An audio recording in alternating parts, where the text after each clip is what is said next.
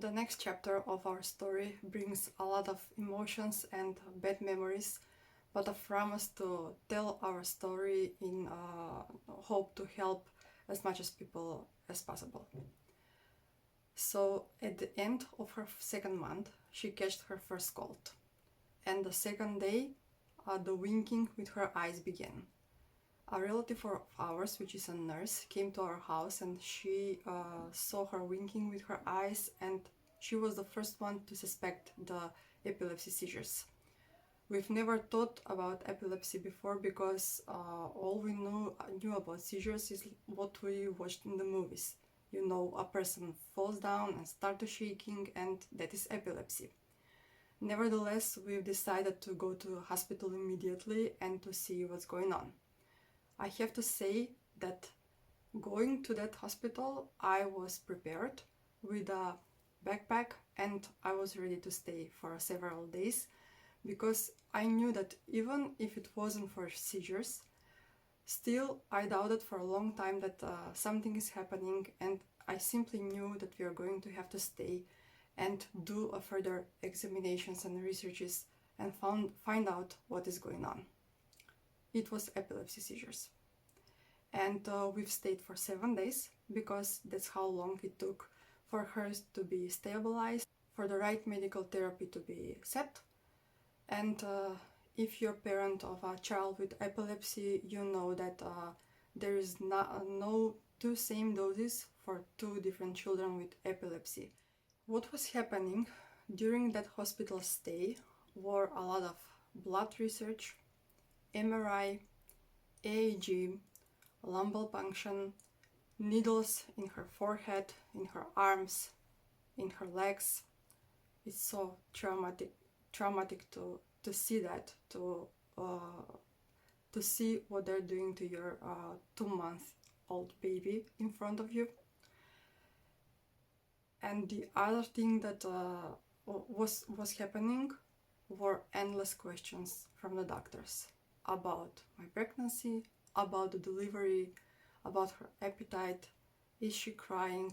How loud is she crying? Is she crying oft? How is her sleeping? Is she focusing with her eyes? And so on. In the meantime, none of our questions remained answered. We were asking what is wrong with her. They didn't know. Will the seizure ever stop? Is it just a phase? It's too early to say. Will she develop normally? They couldn't make any prognosis without a diagnosis, and so on. What I was feeling in that shocking phase was a lot of denial, fear, worry, and it was simply just surreal. Recently, I've read Anita Smargiani's book, Dying to be Me, and the part where she's describing how the doctor is telling her that she has a cancer, when she describes her feelings and her thoughts at those first moments, I thought, oh my God, this is me. This is me in that first shocking period, and this is every person in the world when they get the bad news about their health or the health of their children. Basically, the feelings I was feeling were fear, denial, living in a bad dream, and this cannot happen to us. But it did.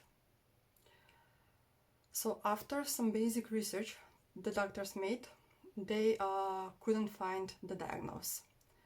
And we made a decision to take her to Slovenia for further researches, but we were advised to wait until her 6th month because it is the time where the myelination process of the brain is kind of finished or in progress.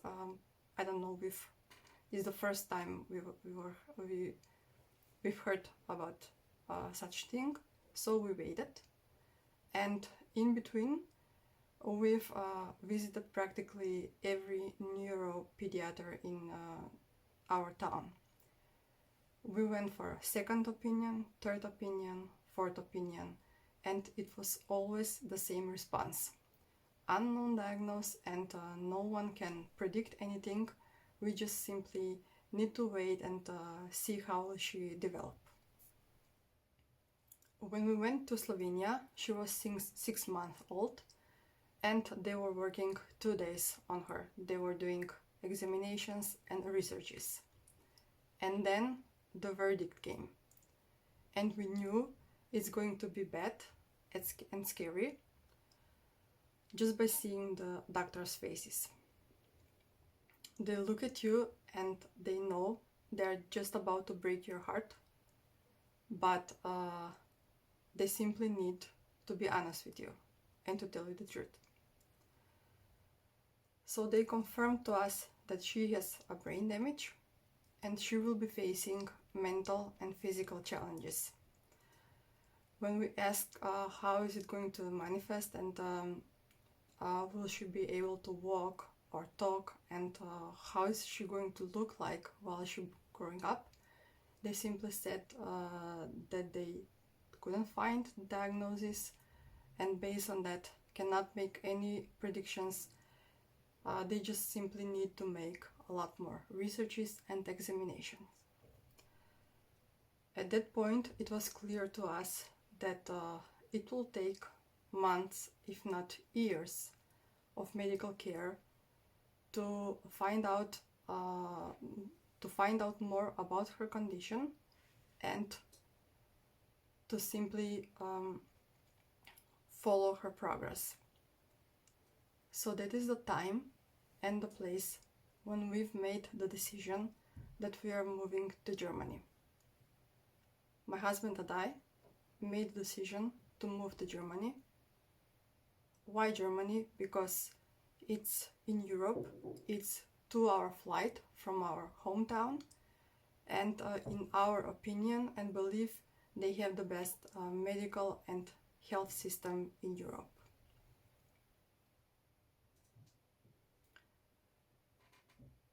So pretty much we've said bye-bye to our comfort zone, and that is the phase and that is the moment when the denial phase was over, because now we've seen, and it was pretty obvious and clear for us, that we are in a big trouble.